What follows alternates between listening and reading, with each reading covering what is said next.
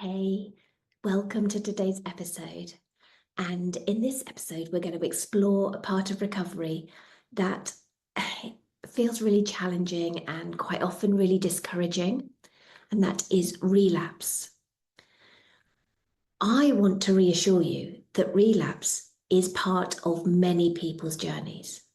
It doesn't mean you've failed, and it certainly doesn't mean you're back to square one. In this episode, we're going to talk about why relapse happens, how we can approach it with self-compassion, and some practical ways to get back on track with recovery. From my own experience in anorexia recovery and through my work as a recovery coach, I've really learnt and now understand that relapse can actually be an opportunity for growth and self-discovery. When it comes up, it's often a reminder that there's deeper work to do, work that goes beyond food and even beyond how we see our bodies. In my coaching, I work with clients to uncover and heal the deeper emotional and psychological roots that often lie at the heart of an eating disorder. When we understand why and how these patterns began, we can really start to address them in a way that's compassionate, sustainable, and transformative. First of all, let's look at why relapse happens. And it often happens when we feel emotionally vulnerable or overwhelmed. Stress, self-doubt, fear, even moments of intense change can trigger old patterns. Eating disorders develop in the first place as coping mechanisms, ways to control, numb, or avoid uncomfortable feelings. So when challenging emotions come up in recovery, it's not unusual at all to feel a pull towards the familiar behaviours that once offered you the comfort and safety and the way of not needing to feel. Because let's face it, when you restrict your food, you're restricting your life, including your emotions and your feelings. I found that one limitation of traditional eating disorder recovery treatment is that it often focuses primarily on food, weight restoration, and meal planning. And yeah, these steps are so necessary to stabilize your physical health, but they don't always address the deeper emotional roots of the ED. Recovery is about so much more than what we put on our plates. True healing and full recovery requires us to explore our emotional and psychological patterns, which can be difficult and really painful. But it's in this work, the deeper work, that the real transformation starts to happen. In our coaching work, we go beyond the symptoms and reach right into the heart of why the eating disorder developed in the first place. I help my clients reconnect with the parts of themselves that may feel hurt, neglected, or rejected even. And when we give space to these parts of us, parts that we might have pushed aside for years, we can begin to find healing and peace that doesn't depend on food or body image. This is where recovery becomes about so much more than just eating. It's about the whole person and nurturing that whole person inside and out.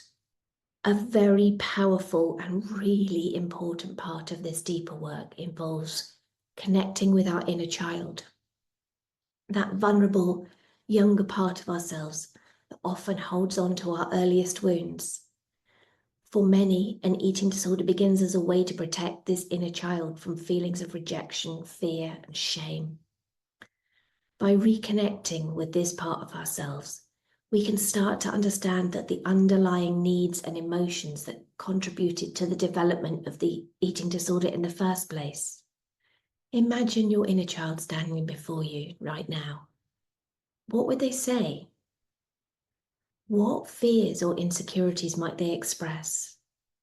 All too often, our inner child is simply longing for love, safety, and acceptance.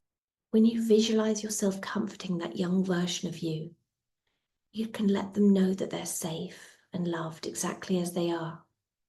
When we reparent this part of ourselves, we can begin to address the root of why the eating disorder began and offer ourselves the care that might have been missing out at that time. Recovery is also about building self-compassion and self-love. And these are skills that many of us are never taught, but they are essential in healing. I used to think that, well, I was the world's biggest bitch to myself, to be quite honest. And I felt like a part of me was kind of like fundamentally broken deep inside. I didn't know why, and I didn't know what was broken, but I felt like something was bad, like rotten, broken. And instead of seeing ourselves as these flawed or broken people, we can begin to see that we're worthy of kindness and understanding when we use self-compassion. And it means treating yourself the way you would treat somebody you love, a friend in need, especially in moments of difficulty. And I mean, we are all so full of kindness and empathy to other people, and we love to help them, and we're always there for them, and we're gentle and loving and kind. And all too often, we are so mean to ourselves.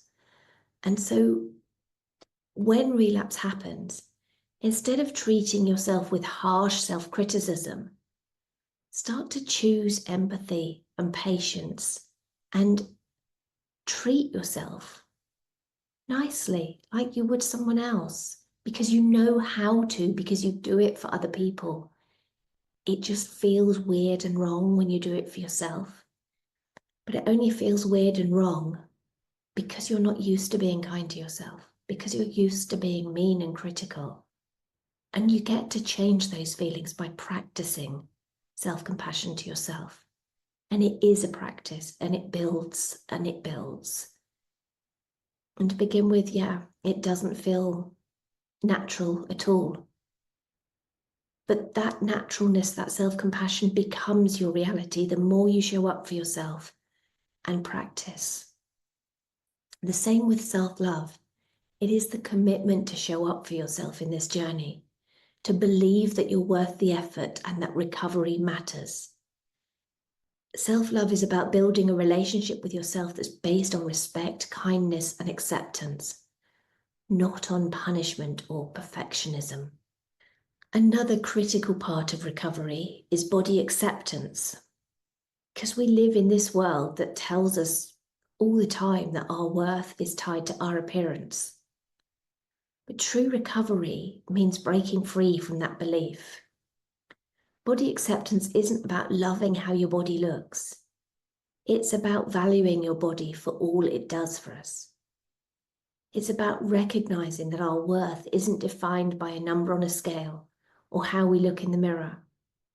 When we learn to accept our body as it is, we can start to build a foundation for recovery that is far more stable than the fleeting satisfaction that comes from controlling our appearance. Recovery means learning to live in our bodies with appreciation rather than judgment. So if you're listening to this and you're finding yourself in a place of relapse, there's a few steps to just gently help you get back on track. And first of all, just acknowledge without shame what's happened. So just recognize it and don't attach any guilt or shame. Relapse doesn't mean you're weak. It just means you're human. Look at it as part of the journey. It's not a reason to give up. Then take some time to look at what might have triggered this relapse. What emotions or events have led up to it? Understanding these patterns can help you identify the areas that might need additional support or healing. Reconnect with your values and goals. Reflect on why you chose recovery in the first place. If you did journaling or wrote your future self a letter when you first started recovery, go back to it, reread it, look again at how horrible living in the eating disorder was and all your reasons that you wanted to recover. Remind yourself of the freedom, joy, and self-acceptance that you're working towards. Keep these values close, as they are actually a really powerful motivator to continue moving forwards. Often, during the journey, the reasons for starting in the first place kind of get a little bit lost. And the sneakiness of the eating disorder starts to tell you, well, it wasn't that bad, really. You were managing, things were okay. It's better than this. And that's not true. It's just that our pain fades over time. And the pain and fears in recovery also fade over time. But we can revisit what life was like in the eating disorder in our minds and recommit to ourselves. Reaching out for support is so, so important because isolation can make a relapse feel worse. And often people feel ashamed that other people thought they were doing really well and then they've had this relapse and they don't want to admit it. But people aren't going to judge you, and it's really important to reconnect with your support system, whether it's friends, family, a coach, a therapist, a recovery community. You'll find that other people have been through this, and sharing your experience can help you gain perspective and remind you that you're not alone. But don't stay isolated and feeling ashamed. Recovery is built through small, compassionate steps. Nobody does it in one great big leap. So I invite you to practice small acts of self-care. Take time each day to do something kind for yourself. Whether it's journaling, taking a relaxing bath, spending some time in nature, whatever feels good for you. These small acts can actually help you feel so much better. When you do this, you're showing yourself that you deserve to be cared for. You deserve to feel kindness. And they can really reinforce your commitment to self-care. Now, I've got a couple of journal prompts, so feel free to pause, write them down, and then keep going, however you want to do this. But journaling, as I say in so many episodes, can be a really, really helpful tool in helping you understand and work through relapse. So here's a few journal prompts to support you. Number 1.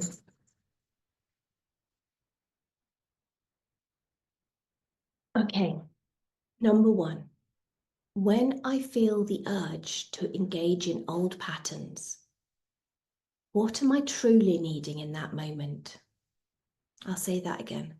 When I feel the urge to engage in old patterns, what am I truly needing in that moment?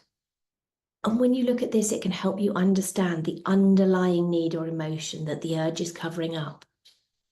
It could be a need for comfort, security, acceptance. It could be anything. So rather than just go on with the trying not to feel, let's look at what's going on underneath. Okay, journal prompt number 2. What does my inner child want me to know about this relapse? Connect with your inner child here and allow them to express any feelings or fears. And this can help you connect to the part of you that might be feeling vulnerable or in need of reassurance. Number 3, what does recovery mean to me beyond food and weight? So when you write this one down, start to explore how recovery impacts your whole self, because it's about so much more than food and weight. Think about your freedom, your relationships, your dreams, your peace of mind, your headspace. I mean, my goodness, not having to think about food 24/7 is so freeing. And this, when you explore this, it can help you reconnect with your deeper reasons for recovery. Journal prompt number 4. What are 3 small ways I can show myself compassion today? The smallest acts of kindness can have such a profound effect. So by writing out 3 small steps you can take today, you can give yourself a practical way to nurture your self-compassion every day. So relapse is a part of many people's recovery journeys. It doesn't mean you've lost all the progress you've made. It's a moment of learning and an opportunity to go deeper, and a huge reminder that recovery is about healing on every level: physical, mental, and emotional.